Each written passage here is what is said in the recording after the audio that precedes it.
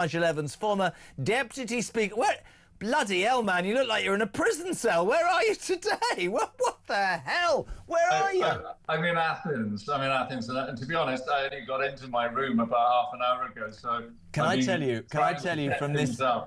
you from this angle, right? And Ryan is going to push the dump button. You look like you're in one of those specially adapted toilets where you've got two red coils. If you can see, they look like. If you pull that, you know, Dougie will come running. What's wrong, Mr. Evans? What's wrong? It's brilliant. Anyway, Nigel Evans, why are you in Athens, man? Is it just to be the furthest away from Manchester? It's a long story, but I'm travelling a bit over the next few days. So, and I love Athens. It really is a lovely city. Lovely to have you on. Let's cut straight to the chase. Tory party conference in Manchester. Kemi Badenoch, a raft of policies. You've talked very honestly on this show about your frustration that it's taken so long. The attack seems to be that Farage's reform, predominantly it's all about back of the fag packet politics. It's all about sound bites. The Tories have spent 15 months being due diligent, if you like, and doing their work, and now, you know, they're out saying we're leaving the ECHR. Robert Jenrick today saying activist judges, they've got to go, we've got to control all of that. Just being honest with you, two responses from hundreds of people. One is, why didn't you do any of that while you were in power then? And secondly, we haven't heard jack from you for 15 months. You're only repeating what Nigel Farage has been spouting for months. There's the issue, isn't it?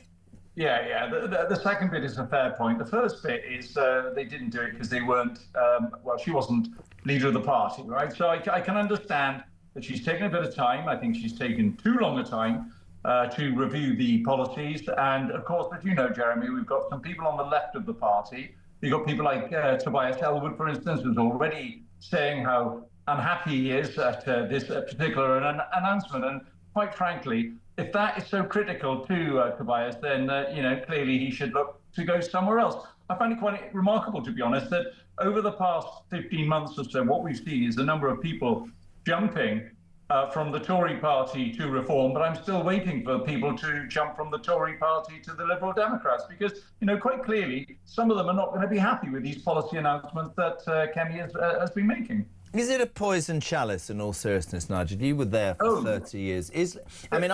I'm old enough to remember 97 and Maastricht and Major, and I mean him calling the pro-Europeans wets. I remember how it just drove a wedge between the Tory party. In fact, since Maastricht, in my humble opinion, nobody's been able to really control it. And, Cameron had the coalition with the Liberal Democrats. I don't know. Is it a party where you can come in and stamp your authority? The last person who did was obviously Thatcher. It's just that any leader seems to be stuck between the rock and a hard place. Would that be a fair sort of analysis, my friend? It's right. We don't know exactly where it's going to go. It could go in a number of directions, and I like the analogy with Margaret Thatcher. We're celebrating her 100th anniversary of her birth on Monday. I'll be in the Guildhall at a big dinner celebrating that. And I think there are a lot of similarities between Kemi and Margaret Thatcher. And of course, Kemi is drawing it on herself to say that you've got to remember that when Margaret took over from Teddy, she wasn't universally welcome. There were a number of snobs in the Tory party who didn't like the grocer's daughter taking over, and it was a woman, right? All of that. So she fought all of that, and then she'll go down in history as one of the greatest prime ministers that we ever have had. The unknown with Kemi is, will she be given that opportunity? And we just simply do not know. Yeah. I really like some of the announcements that she's made, that Jenrick has made. Chris Philp is rising to the challenge as well. But, and this is where we don't know exactly where it's going, is will the electorate out there give them the opportunity? Will they want to say, all right, let's give you what you are different? I mean, the similarity between, you mentioned John Major, and I think Rishi Sunak was where John Major was, right? He took over, if you recall. Rishi Sunak didn't sleep with Edwina Curry, though, did he? But he took over. That's still the one little political thing that leaves a little bit of sick in my mouth. I'm just being completely honest now. I know. Yeah. But we went through 5 years of misery with John because he could never, ever unite the party. Yeah. And the one thing that John didn't have, which Kemi does have, is a party on the right, which is now attracting a lot of support. Yep. So there are so many unknowns out there. There really are. As I say, I like what Kemi's doing, but we'll just have to now see over the next 3-4 weeks whether the dial's going to move. Do you think it will? Do you think it will? Do you think it will? I don't know is the answer. I really don't know. And if it doesn't move, my prediction will be that, of course, the party will get very nervous. I'll tell you what I think will happen. We're friends. I think that the party will do what the party has always done. I think they'll turn to somebody like James Cleverly in the centre, who today has said, I will never serve in a party with Farage. It will be a balancing act. And to me, it's about optics, and also life is very much, whether it's football, television, radio, politics, it's about timing. Comedy, timing. Everything's about timing. And I feel like the British people are saying to the Tories, you just got to serve a bit of time. You got to serve a bit of time. You got to serve some penance, to be honest. Sorry. I personally feel like the country's going to say, whatever you say to us, you can bugger off for 10 years. Yeah, is how I see it. That may be Kemi's problem. That you have to remember when William Hague took over the leadership, and William was very good. You know, come with me and I'll give you back your country and all that sort of stuff. It was really good stuff. People weren't interested. They had to wait a period before they were prepared to let the Tories back in. And so we just simply do not know. I know that, the strategy for the Conservatives, from what I can see, prior to this conference, was waiting for Farage to trip up. Yep. But personally, I do not think that is a strategy. And secondly, I don't think he is going to trip up. Well, listen, there's 3 years and 9 months, and we have to do... You know, I mean, I've had today. I mean, I had a Tory, Sir Alex Shelbrooke, on yesterday, and he was saying, you know, there's time for him to trip up. Maybe that won't happen. I want to get your view on some other stuff, mate. You've been, we love having you on. I got slaughtered last night to a degree on X because I took aim at that pillock, Gary Neville. You know, yes, people went, and you did your show. That's fine, that's true, and I can take all of that. Gary Neville typifies everything I hate about champagne socialism. Those very bald-headed white middle-class men who apparently are divisive and raise the flag and cause all the division in this country are building your bloody office blocks and hotels to make you the money away. And I love opinions that are different to mine, Nigel, but the point is you've insulted the very people that you purport to represent. And loads of people saying yesterday, by the way, it's all part of a big plan. He was going to be the mayor of Manchester and he wants Andy Burnham as the next Prime Minister. But Gary Neville, like, to me, it doesn't work. I hate it. Just give your money to the migrants then and go and live somewhere where there's a migrant hotel, you odious little... Do you know what I mean? Yeah. He's got a ton of money and he can do exactly that. Put your money where your mouth is, Gary. And do you know what really sticks in my throat as well is, as part of his justification, he said, I love my country. I played football for my country, however many caps he's ever had. Didn't sing the national anthem, though, did he? Yeah, but, you know, he's almost likening him taking to the pitch as if it's some sort of sacrifice that he's made. He's made millions out of football. There's no sacrifice whatsoever. He's been paid handsomely.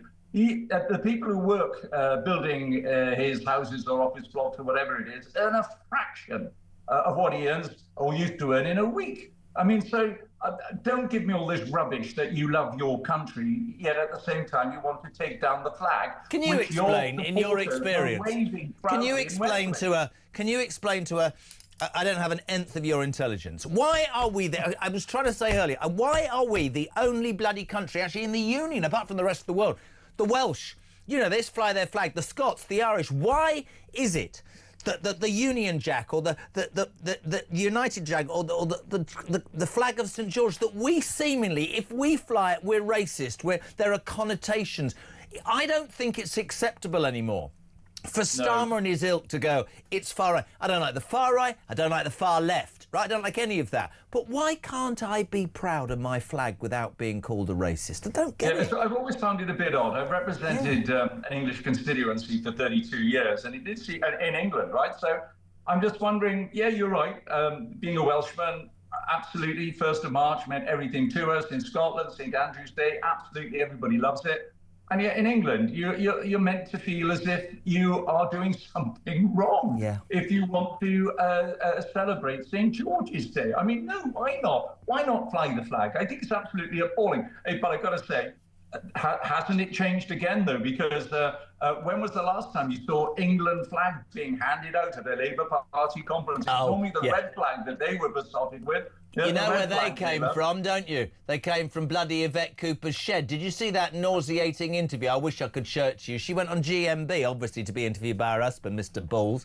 And she said, oh, we've got flags everywhere. We've got bunting off the sheds and we've got Union Jack plates. And I just thought, it's another example in my mind. Maybe I'm wrong. Tell me, phone me. But you can't con the British people anymore. You can't just go from being, you have Labour councils who are actively taking people's flags down, saying that it demonstrates division whilst allowing other flags to be flown.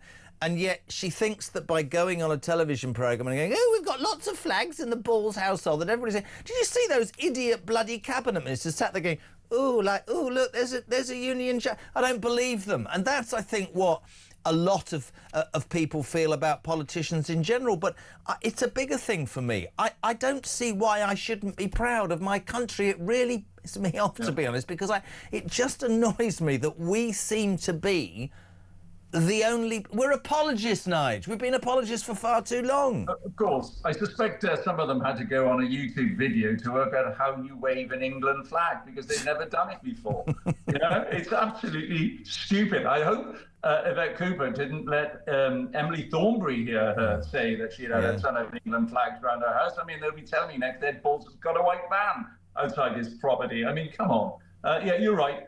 If I've got an astronaut suit at home and I put it on, it doesn't make me an astronaut, right? Yes, but you use that that's for other things, isn't it? That's for those that's for those parties, Evans. Now we shouldn't be now, I love that, your astronaut suit. Yeah, no, you're right. And I just, mate, listen to Margaret. This is interesting. She loves you. Love it when Nige is on drive. When is he going to reform? Please ask him, says Margaret in Birmingham. Well, I voted for Kemi, and I want to see Kemi succeed. I really do. I want to see. It's going to be interesting, Jeremy, to watch what the reaction of a number on the left in the Conservative Party are going to do. Would you ever go back to the Tories? Would you ever go and stand again? My plan isn't to do that, to be honest. I was there for 32 years, and I want to just see. I want to see centre-right policies being introduced into my country. And do you know, some of these people are already saying we shouldn't do a deal with Nigel Farage. Really? It's Nigel Farage who's the one who's going to have the hundreds of seats. And at the moment, the Tories could be down to 40 seats. And so you really ought not to be ruling anything out. If you love your country and you want centre-right policies coming in, then you really do need to unite the right. Otherwise, we could find ourselves in the stupid situation that the Labour Party get re-elected under this current first-past-the-post system with like 32% or 31% of the vote. And we'll have another plethora of left-wing policies being introduced. Is that really what we want? Interestingly, I've just had breaking news. The UK is in discussions with the European Union, Sir Keir Starmer has just said, after the European bloc announced plans for 50% tariffs threatening Britain's steel industry. That's interesting, isn't it? So the Europeans are going to raise a 50% tariffs against our steel industry. This is the very bloc that we voted to leave, that maybe people have, still got a bad feeling about because it's never been implemented properly. And also, is it not the bloc that Keir Starmer's keen to get on a better footing with, isn't it? Well, that would just prove again that the reasons that many people voted to leave was that, well, you can't trust them. I mean, all of them jumping up and down about Trump. 50% tariffs which could threaten Britain's steel industry. Yeah, well, I've never trusted them. That's one of the reasons why I campaigned to leave the European Union. It was a protectionist racket. It always has been. Donald Trump got it right. They were created in order to take on the United States of America, and he's called them out, right? They were putting all sorts of tariffs against American cars, and when he finally said, "I'm not taking this anymore," all of a sudden they've had a big wake-up call. What we all ought to be doing in the United States and in Europe and in Britain is trying to go to the lowest level of tariffs and having a free trade as much as we possibly can. I mean, that's what we ought to be doing. We all ought to be working together. But it's ridiculous. I mean, we saw what the Europeans did to us when we had the audacity in a referendum to vote to leave their club. And they ganged up on us. I mean, it was an appalling negotiation that took place. Michel Barnier, by the way, I don't know if you missed it, Jeremy, he's back in the French National Assembly. He got elected a couple of weeks ago at some sort of by-election. So, I know maybe he'll be the next prime minister. Jesus, they've had more prime ministers than you lot have had leaders. It was extraordinary.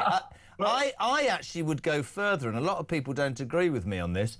I think that they did take it out on us when we left Brexit, and I actually believe that the immigration issue, which I blame Boris for big time, and Blair, I do, and I completely get that. I think that I mean, the whole giving France £500 million a year for absolutely nothing. I think the Europeans, I wouldn't trust. I mean, I actually like Giorgia Meloni, but the rest of them, I wouldn't give them the time of day. I don't trust them at all.